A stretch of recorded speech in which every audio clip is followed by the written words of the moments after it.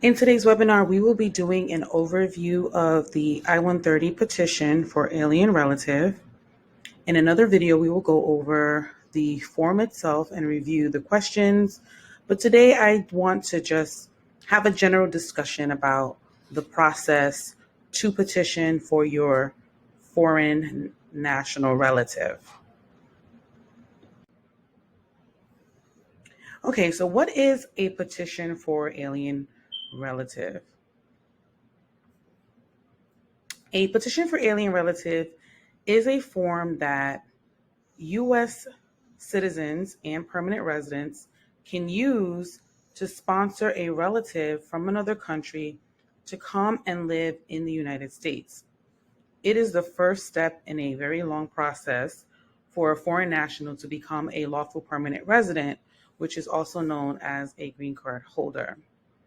The petition must be filed with USCIS, the U.S. Citizenship and Immigration Services, and the petition requires that the petitioner provide detailed information about themselves and the beneficiary, including their personal information, information about their relationship, their immigration status, and their background.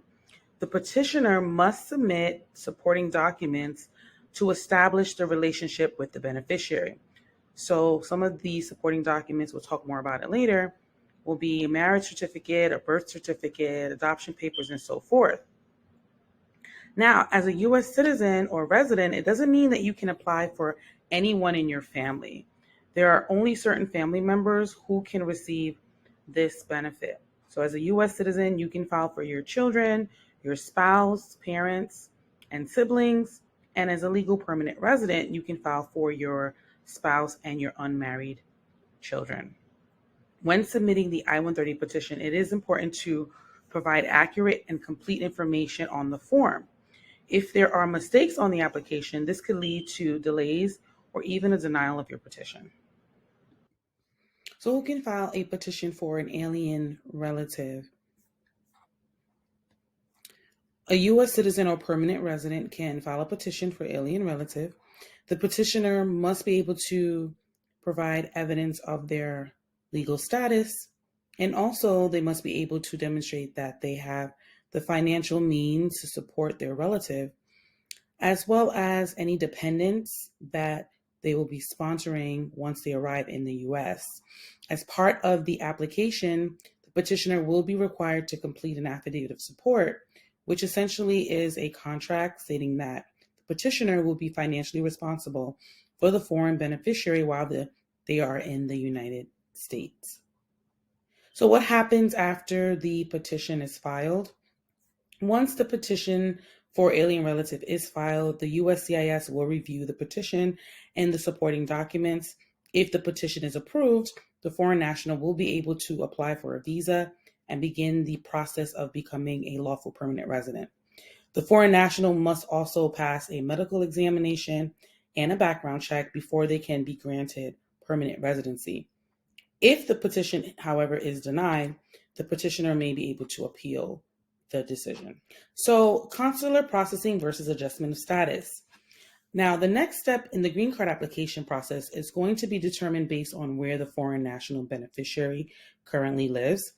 If the beneficiary currently resides outside of the United States, then they will go through consular processing abroad in either a United States embassy or consulate in order to receive their green card. On the other hand, if the beneficiary is currently in the United States and came in with inspection, which means that they came in through a port of entry like an airport or at a border, and they had permission to enter the country, then he or she will be able to adjust their status, also known as getting a green card, from right here in the United States without having to leave the country. If someone entered without inspection, which means that they did not have permission to enter the United States, they would be required to apply for a waiver, which is basically asking the government for forgiveness for their unlawful entrance. And at that point, if approved, they'll be able to go through consular processing in their home country in order to get their green card. Now, both consular processing and adjustment of status have their own timelines. They have different required additional application forms and supporting documents, and the cost associated with it is also different. I'd also like to note that availability of visas for family members of legal permanent residents may be limited, and there may be waiting times involved due to annual quotas on the number of visas available for certain categories of family members. If the spouse and children of legal permanent residents are in the United States on a temporary visa and they currently have status, they may be eligible to adjust their status and get their permanent residency in the U.S. without having to leave. Okay, so the I-130 petition for alien relative, let's talk about it. When submitting the form to USCIS as a petitioner, you will have to complete and answer all the applicable sections and attach your supporting evidence to the application. Again, some examples of the supporting evidence that is required include biographical identifying information such as your proof of birth and your status, obviously proof of the relationship. In the case of marriage-based green card petitions, the petitioner must be able to demonstrate that their marriage is bona fide, real, and authentic. For marriage petitions, it is, part of the application process to provide the opportunity to share with the immigration officer reviewing your file some background information about your relationship. So you want to provide evidence that's really going to paint a picture of a true love story and that you both intend to build a future together. And if you want to find a copy of the Form I-130, you can find it on the USCIS website. In addition to completing the Form I-130, the foreign spouse will be required to submit a supplemental form called the I-130A. And the purpose of this form is to give USCIS some information and background about the beneficiary. It's not optional. You have to complete this form and submit the application. When submitting your application, you want to also be sure that you're sending the appropriate application fees along with all the required supporting evidence.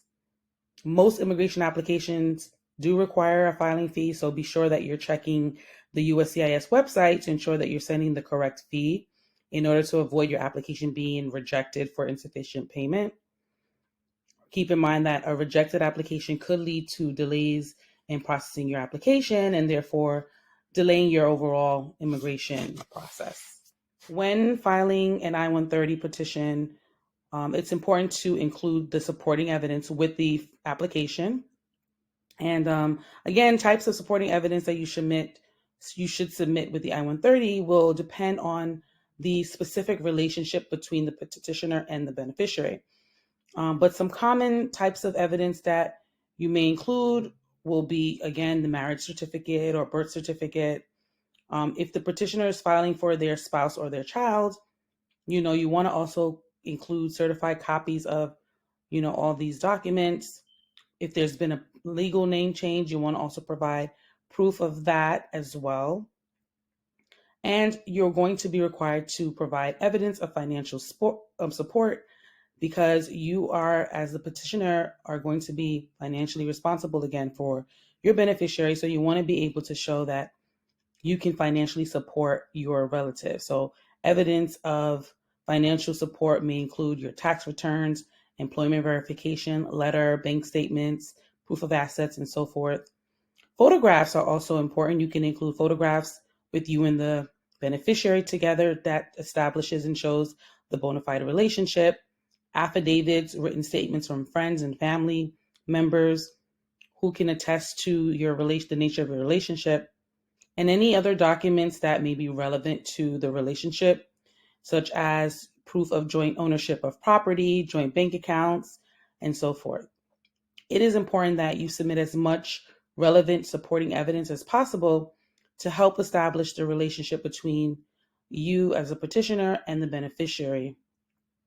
Also, make sure that you are working with an attorney who's going to help you prepare this the right way. Again, get it right. It's important that, like I said, you submit as much relevant information as possible You do not want to find yourselves getting an RFE, which is also known as a request for evidence, where the government will be requiring you to submit additional evidence that you did not submit the first time. I highly recommend that you seek guidance from an experienced immigration attorney so that you ensure that the application is properly prepared the first time, so that you can avoid rejections, denials, or delays. I hope that you enjoyed this part one of this discussion about an overview of the I-130 petition for alien relative. In part two, we will go over the actual I-130 form and the questions. If you have any questions about what we discussed today, you can contact our office. Our contact information will be in the description. Again, thank you so much for tuning in, and we will see you in part two of this discussion. Take care.